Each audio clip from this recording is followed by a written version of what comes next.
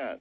And not only that, Alex, but when I went to business school back in the 60s, I had professors that would tell me, we'll never have another Great Depression because we've set rules and regulations in place that will not allow that to happen again. And I think that was true at the time. Glass-Steagall was, one of the preeminent acts, and regulations against usurious interest rates.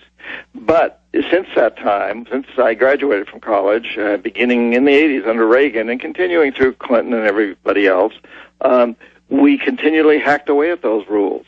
So we reached the point where there was no more Glass-Steagall that separated commercial banks from investment banks and insurance companies, and the usury laws were all done away with. So today there's some of these payday check people are charging as much as 800% interest rates, and banks and credit cards are charging in the 30s.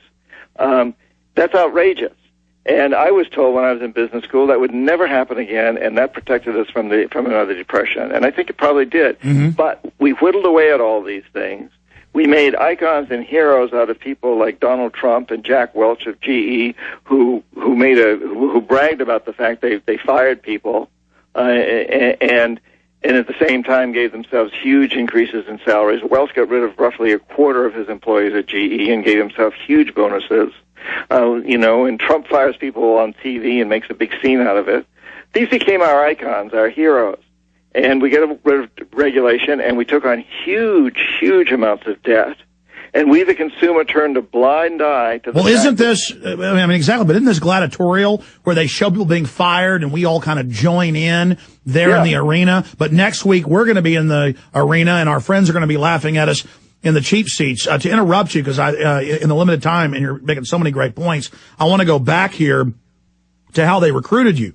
Because they're recruiting now in the high schools, the colleges, for domestic spies and running a lot of the same operations.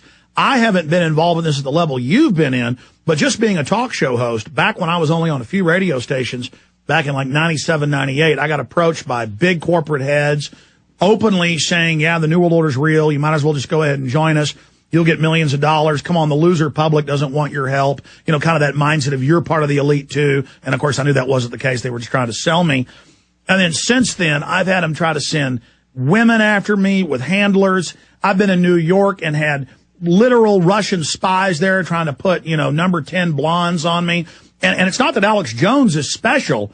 It's that there are really spies and intelligence people going all over the place, operating all the time.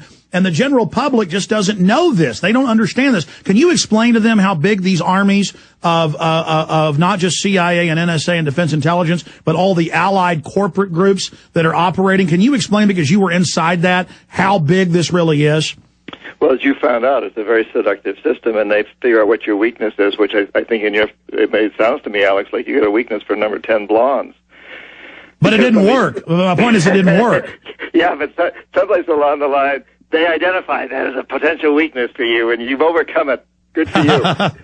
Good for you. But that's true. They hone in on these things. I talk in the last book I did, not the one that's coming out, but the one right after Confessions, called Secret History of the American Empire, about this Brazilian woman when I was in Brazil who posed as a journalist, but what she was really doing was offering great sex to me if I came around. I mean, that's typical, and there's so many ways of bringing you around and then blackmailing you, or offering big bribes. I talk in the books about how I took a pretty big bribe at one time of money because my life was being threatened, not to write books. Yes, this happens. It happens all the time. It's a big part of the system. And Alex, you are important. That's why they're coming after you. You're reaching people. Anybody who's reaching people is important because they recognize that public opinion is where it's all at. You know what? The marketplace is democratic if we choose to make it such. This is the good news, that these big corporations are dependent on us. They cannot exist if we don't buy their goods and services, or if our tax money doesn't buy their goods and services. And we've won so many battles in the past. We got rid of apartheid in South Africa, basically through the marketplace.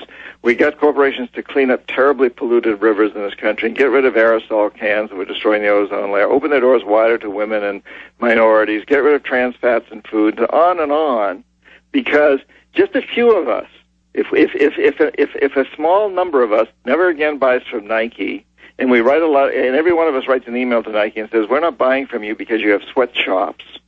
And we buy from Patagonia and send them an email and say, we are buying from you because you don't have sweatshops. Then Nike's either going to have to fold or turn its sweatshops into legitimate factories. Well, here's another example, John, and you're right.